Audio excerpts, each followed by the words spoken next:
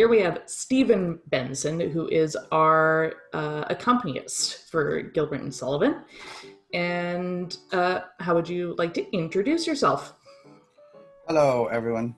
I wish I could see you, but I'm glad you can see me. I love accompanying the GNS rehearsals because of the beauty of the music and your enthusiasm in presenting it. And of course, I got to be your music director once with Trial by Jury, just by accompanying it on stage on the piano. And that was a really wonderful thing. And I hope we can do something like that. I hope I can do something like that with you. What was the start of your music career? Like, how did you get into music? Career. Well, it starts back in the family, doesn't it? At a certain point, around age 8, I went across the street to Mrs. Barchi and started piano lessons. I did that for a few years, and I was okay, but I was just a smart young child. And then I got bored with it, like everyone does. So I completely forgot how to read notes. And I remember the day in our basement with one of those large upright pianos, the old style. They're really big frames, right? They're just beautiful to look at. And I was like a magnet pulling me over to that piano. And I opened the music of the John Thompson uh, series of piano lessons to my favorite song called Swinging Along. And I looked at that music and I couldn't remember how to read it. But I found I still could play it with my fingers. So I reversed the process. And by playing the notes, which I still remembered, I relearned how to read music. And I never looked back. Got back into lessons, progressed through that. I would have been maybe age 11 then. Started taking lessons again. By age 16, I was playing piano concertos. My teacher had become Susan Duhlmeyer, who later became a Steinway artist, which is our highest level of artists who represent the Steinway company. And so I got to be able to play piano concerto. This was concerto night at high school. They play one movement of a concerto, and I got to do that in the junior and senior years. At age 16, I was asked if I could play the organ in a church, and I didn't know how to play the organ. So have you ever seen a pianist try to play the organ? It's quite tragic because there's no sustain pedal, which actually is called the damper pedal, right? So there's no damper pedal. So I got to take lessons with Clay Christiansen, who is an organist of the Mormon Tabernacle Choir. Yes, now I only did that for 6 to 9 months. And amazingly, that's all I needed of that. And 10 years later, I was taking lessons in theater organ from Frederick Landwehr, who went back, but we're talking the theater organ days. He was a genius. He wrote part of the script of Night at the Opera with the Marx Brothers. This is a very brilliant man, scoring films for Foxtone Movies, which is now someone else, but they were Foxtone then. So the dual thing is so neat of having the classical background, but then the improvisational orchestral thinking of a theater musician.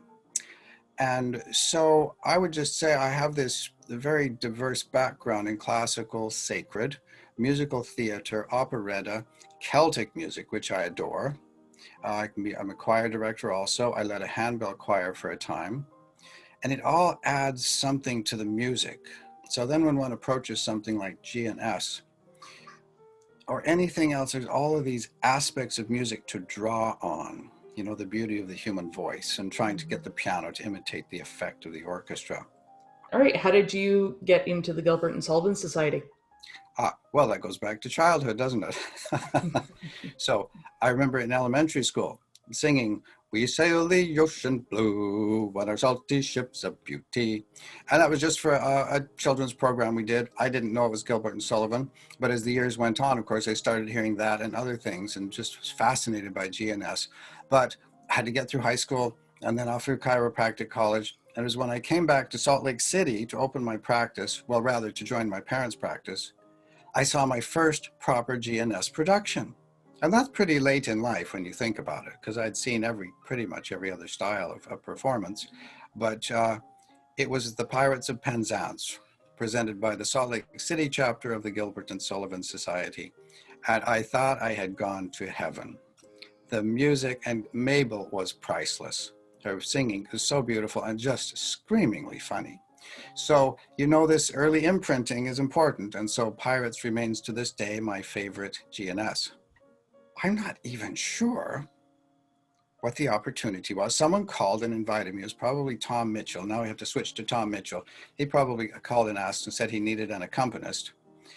Anyway, I've done several shows with him as the music director, several shows with George Corwin, and they're just wonderful. And the music is wonderful, and the society is wonderful. And I really, really hope we can cause it to not just survive, but to grow and to thrive as time goes on.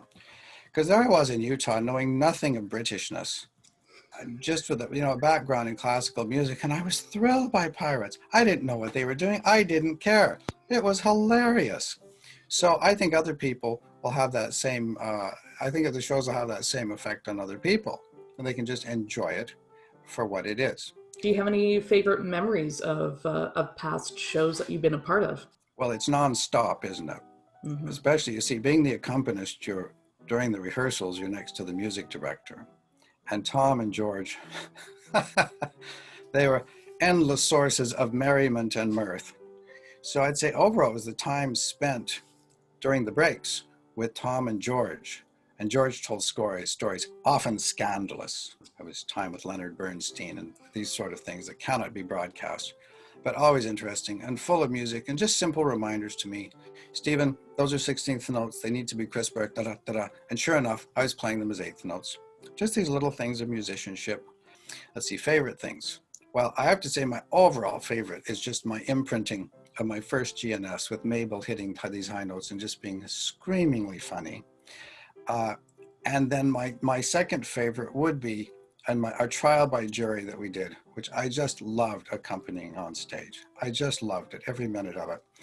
But when Inga came over to the piano, dressed as the bride, and swooned against the piano, and I got to stand up and look at her while continuing to play and looking out at the audience and raising my eyebrows up and down. It was grand. It's a curiously stimulating moment when a pretty bride swoons against the piano that you're playing. I have to admit my favorite song is I Am a Pirate King. And I don't know why, because it's a pretty simple song and I don't even like pirates. But my God, do I get goosebumps when someone sings that song. It's something really deep and of the human spirit, isn't it? That really, really transcends being a pirate. But I just belly laugh and belly laugh and belly laugh through every single show. It is so funny. It's my kind of humor, folks. It's sort of elegant and yet, physical humor. I think people play GNS. They tend to play it too elegantly because the music is so wonderful, but it's just ridiculous physical comedy when you get right down to it. So anyway, I just love when it makes me belly laugh. Quote after quote after quote.